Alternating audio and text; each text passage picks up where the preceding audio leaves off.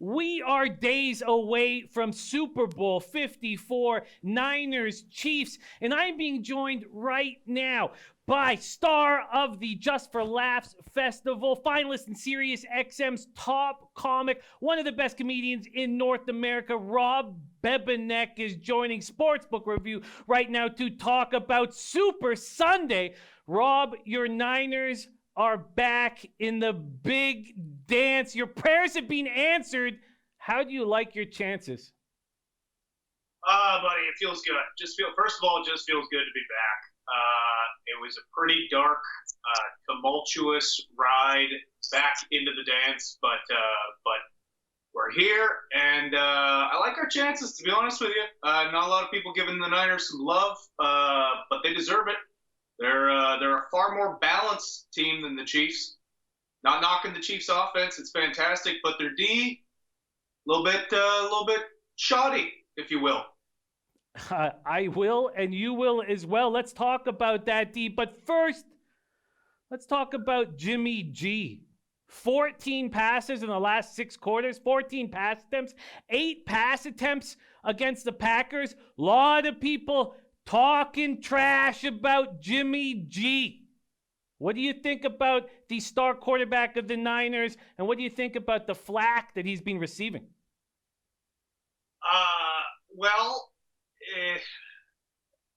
It's rubbish. I could start with that. It's rubbish. Listen, why throw the ball if you don't have to? Okay, it's not like Green Bay was stopping the run. If Green Bay was stopping the run and Jimmy was throwing and couldn't do it, then fine. But he was, 6 of 8 for 77 yards? He still got the job done. They were busting off 15, 20, 30-yard runs against Green Bay, so why put the ball up? Anybody who's talking about Jimmy G not being able to handle it, not being able to get the job done, they weren't watching the Niners all year. They didn't watch the Saints game where he hung 48 points in the Superdome. They didn't watch the last Rams game when he converted 2 3rd and 16s on the final drive to get them into field goal range. I mean, he gets it done when he needs to. He didn't need to. Green Bay just couldn't stop the run. So, yeah, he didn't throw the ball. He threw the ball plenty in the opening drive of the Vikings game. That game got out of hand, too. They just ran the ball. I hear that. Let's move over to the Chiefs' defense. Frank Clark of the Chiefs said they haven't seen a defensive end like me before. Agree or disagree? That's one of the stupidest comments that anyone's ever said, period, not just football, just dumb comment. They not only have seen better defensive ends than Frank Clark, they've literally seen Frank Clark 8 times in the last 4 years. He played in their division. They've seen him. They've seen him lots. The man is clearly not intelligent. I hope he's watching this. Frank, if you're watching this, you're a moron. They have seen you. Speaking of old Frank the Spank, he says that Travis Kelce is the best tight end in the league. That Kittle is the second best tight end in the league. If you're looking at player props for Sunday, Kelce, receiving yards, 76.5. Kittle, 73.5. Do you agree with Frank that Kelce is the best tight end in the league? Well, again, I'm going to have to file this under dumb comment because George Kittle, first team All-Pro. Travis Kelce, second team All-Pro. I didn't make this up. This is from the Football Writers of America, or whoever votes on that. I don't know. But yeah, I mean that's the proof right there. Now, as far as yards go in the game, I don't know. Casey seems to rely on Kelce a little more in the passing game. Frank does it all, though. Kittle does it all. He does the blocking that Kelce doesn't do. And then he catches the ball and rumbles. So, again, Frank Clark, you're not a smart man. Stick to what you do, which is, run into things fast. And just, leave the prognosticating and the comments to, people who can read and write. Who are you most afraid of on the Chiefs offense other than Patrick Mahomes? We know that Patrick Mahomes probably the best quarterback in the league. Who is the weapon that you fear the most come Sunday? Yeah, I mean, I would for sure say Mahomes is the best. He might be the best player in the league right now. The guy's incredible. I like him. I'm not going to like him this weekend, but I like Kermit. He's good. But I also think Tyreek Hill is uncoverable. You can limit his catches with the right coverages, but I've never seen a guy not with his top end speed. We've seen guys that fast before, but I've never seen a guy get in and out of his breaks as fast as Tyreek Hill does. On a personal level, not a huge fan of the guy. As far as just football goes, he's phenomenal. He's going to be hard to shut down. He will be hard to shut down. Would you say the most dangerous part of the 49ers offense is their running game? It's hard not to. They've been dominant on the ground, but I think the most dangerous part of the 49ers offense is Kyle Shanahan. That guy really is a coaching genius, an offensive guru, whatever you want to call him. He creates mismatches. He finds softness in defenses. If the running game's not working, he schemes guys open. He really is remarkable. When you watch that offense operate in comparison to other offenses around the league, it's just ludicrous. The motions, you see stellar defensive players get lost in all the shuffling that's going on there. So the most dangerous aspect is Kyle. He knows how to change things up so that if the run game's not working, he opens up the pass game. He's done it time and again this year. He really is a remarkable offensive coordinator. Obviously, he's the head coach, but offensively, he's just brilliant. Speaking of the coaches, Andy Reid, who's not going to win Father of the Year anytime soon, has mismanaged the clock on crucial situations. Do you think that the coaching advantage is clearly in San Francisco's favor? Yeah, I'd have to. And not just the clock mismanagement, but they have not started on time for either one of their games so far. They were down 24-0 to the Texans. They were down 10-0 to the Titans. You do that against the Niners, and it's not going to be as forgiving. All right, the Niners had the number 2 defense in football this year. If Andy doesn't have his team ready to start that game, it's not going to go well for the Chiefs. I really think he will, because he's not going to make that mistake 3 times in a row. But yeah, Andy's a great coach. I'm not knocking him. I really do think Andy Reid's phenomenal. And again, I like him. I think he deserves a Super Bowl, just not this one. I hear that. Let's talk about the Chiefs' defense. So they hold Derrick Henry to 69 yards on 19 carries. Are they capable of doing the same thing on Sunday against this vaunted Niners rush attack? Well, first of all, I don't like the mention that they held Derrick Henry. The Titans abandoned the run. They have to. He was running the ball well in the first half. And also, you got to wonder, everyone's like, oh, Derrick Henry doesn't get tired. Come on. It's the NFL. That guy was smashing football or smashing it down people's throats for weeks and weeks and weeks. He just ran out of gas to an extent, and he was still being successful. And also, they stack the box, and Henry runs straight forward. There's no misdirection, none of that. It's a completely different running game. It's pound the ball up the gut, wear down the defense. The Niners running game is completely different. It's outside zone. They're just going to have trouble even finding that ball half the time. 4 weeks in a row, Derrick Henry was on the road, and people talk about the Chiefs defense slowing him down, not the wear and tear slowing him down, which easily could have been the situation. This total opened up at Pinnacle at 52, Rob. It's climbed up to 54.5. Would you go over or under that total?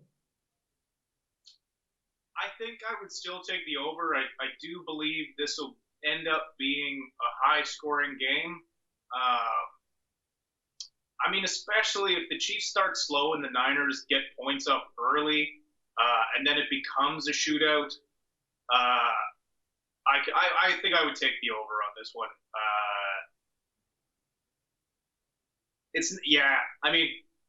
Take the over. The over. Speaking about the over, we have some overaged entertainers at the halftime show. Will you be watching Jennifer Lopez and Shakira shaking their old asses? Well, I mean, both of those artists are every football fan's favorite, you know? That's the nice thing about the NFL and the Super Bowl is they always get artists that football fans truly love. And, you know, out of my top 10 favorite artists, Jennifer Lopez is 4 of them alone. Just love her. All of her stuff is great.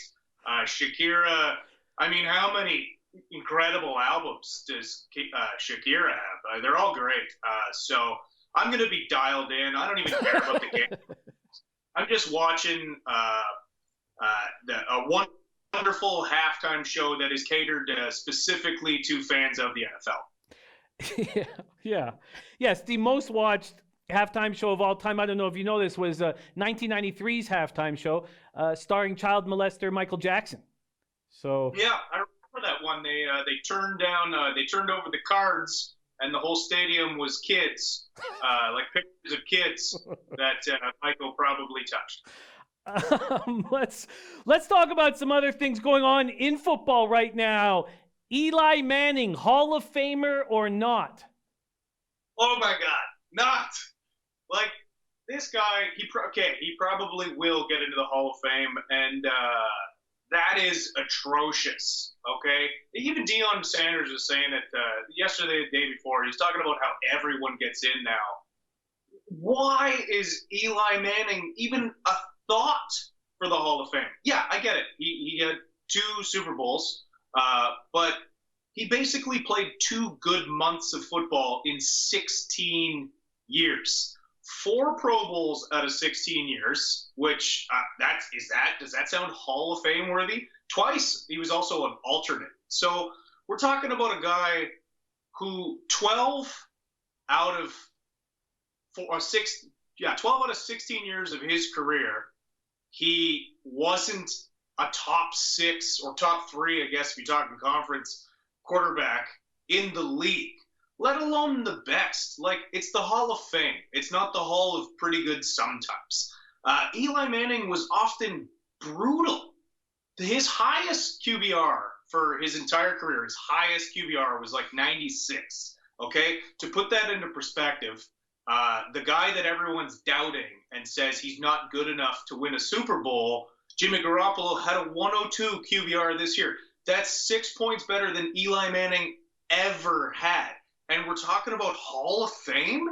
He never broke it once in a passing era. And all his, like, supposed, he's in the top 10 in this, top 10 in that. Yeah, he played for 16 years in the pass-happy NFL era. No, he shouldn't be in the Hall of Fame. He's arguably, like, he was brutal sometimes. He was either average or bad at quarterback. I like that breakdown. Let's go back to the Super Bowl by using Eli Manning's 2008 New York Giants. Let's go back to it. They were able to slow down, stop, or hold that incredible number 1 ranked offense of all time to 14 points. They did that by only rushing 4 guys because those 4 guys were able to penetrate and get to the quarterback. They didn't have to fill the box and have 7 pass defenders available for every play. That was Spagnuolo's defense, the chief defensive coordinator. Do you see the Niners using something similar to what Spagnuolo did to slow down Brady and Moss? Absolutely, especially when you take into account Patrick Mahomes. He's got 16 INTs in his entire career.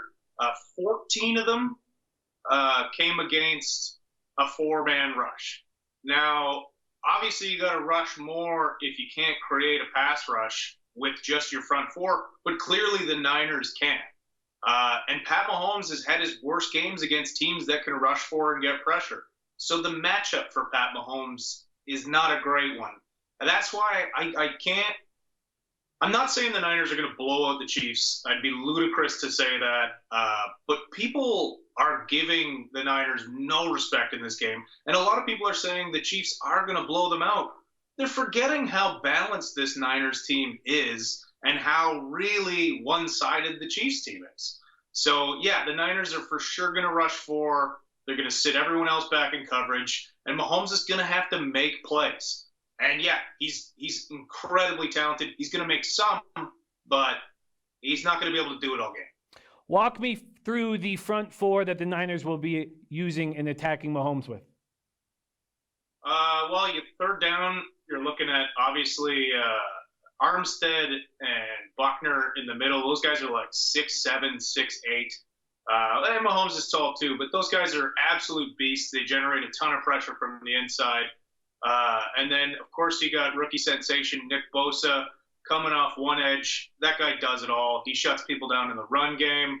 That guy, did you see that play he made against David Bakhtiari in the NFC Championship when he made the tackle on that rushing play where he just chucked David Bakhtiari aside? We're talking about one of the best left tackles in the game, a veteran, and a rookie just discarded him and made the play.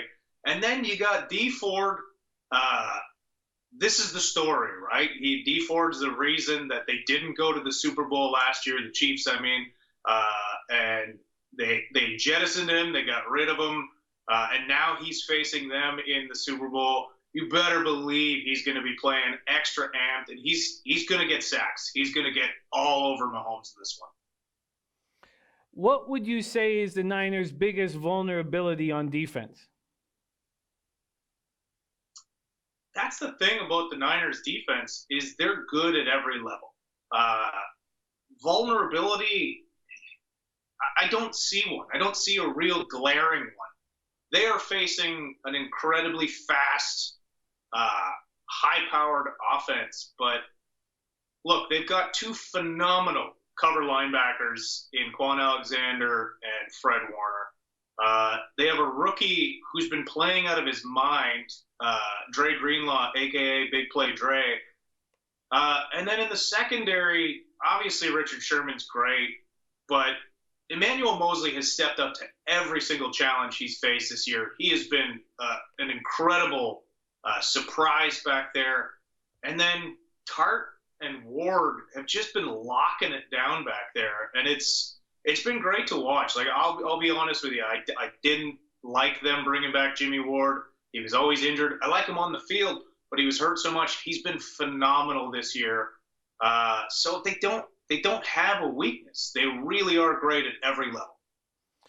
Final score of Super Bowl 54, Rob. 34-28 Niners. 34-28 Niners from our Rob Bebenek. Rob Bebenek, last weekend, you were starring at the Icebreakers Comedy Festival in Niagara. Where are you this weekend and the weekend after? Where can we see you? I am at Yuck Yucks London this weekend. Back in time for the Super Bowl, no problem. And the week after that, what am I doing? You know what? I'm going skiing. Well, I'm going snowboarding, but there's skiers coming with me. So the next weekend I got off. But this weekend, London Yuck Yucks. Next weekend, I'm going to have a little me time. I like it. I like it. You can catch Rob at the London Yuck Yucks this weekend. Rob, thank you so much for joining us here at Sportsbook Review. Let's get this Super Bowl. Only lost once, and it was a wild one. I think we're going to be good this year. I think we're in good hands with these boys. 34-28 final score. Rob, thank you so much for joining us, my man. Thanks for having me, buddy.